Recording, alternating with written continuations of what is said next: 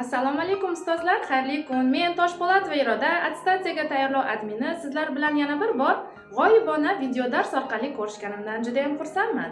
Sizlar bilan bugun biz Louriyani 3 ta funksional bloki va ularning joylashishi, qaysi a'zolarimizni boshqarib beradi va qayerda joylashganligi haqida to'liq va batafsil o'rganib olishga harakat qilamiz. E'tiboringizni mana shu rasmga qarating. Demak, ustozlar, Louriya ta'limoti bo'yicha 3 ta blok bor.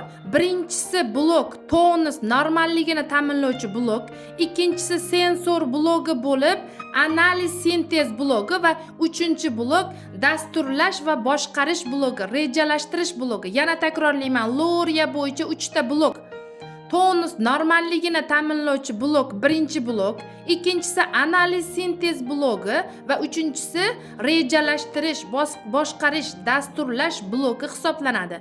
Birinchi blok bu miya po'stloq osti tuzilmalarida joylashgan, ya'ni stvol yadro.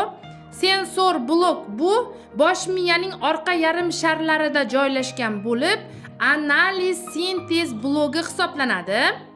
Uchinchi blok bosh miya peshona qismida joylashgan bo'lib, bu frontal sohada joylashgan.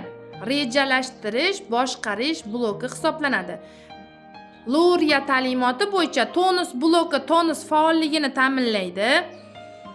Sensor blok, ya'ni analiz sintez blogi tahlil, sintez saqlash, axborot qilish blogi va sintez qilish, saqlash blogi va dasturlash, boshqarish blogi. Uchinchi blok bu rejalashtirish, boshqaruv va nazorat bloki hisoblanadi.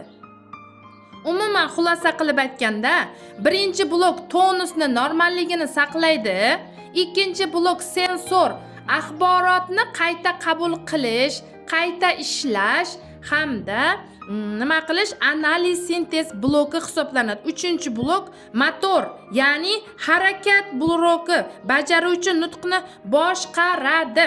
Qarang, paradigmatik, sintagmatik munosabatlar bor edi afaziyada. Ustozlar qarang. Sensor bu orqa afaziya, motor bu oldingi afaziya. Sensorda paradigmatik munosabatlar buzilgan, motorda sintagmatik munosabatlar buzilgan. Demak, takrorlayman, birinchi blok bu tonus normalligini saqlovchi blok, ikkinchi blok analiz sintez blogi sensor, ya'ni analiz sintez qiladi, axborotlarni saqlaydi, tahlil qiladi. Dasturlash, boshqarish, rejalashtirish bloki bu uchinchi funksional blok, ya'ni peshonada joylashgan frontal blok hisoblanadi.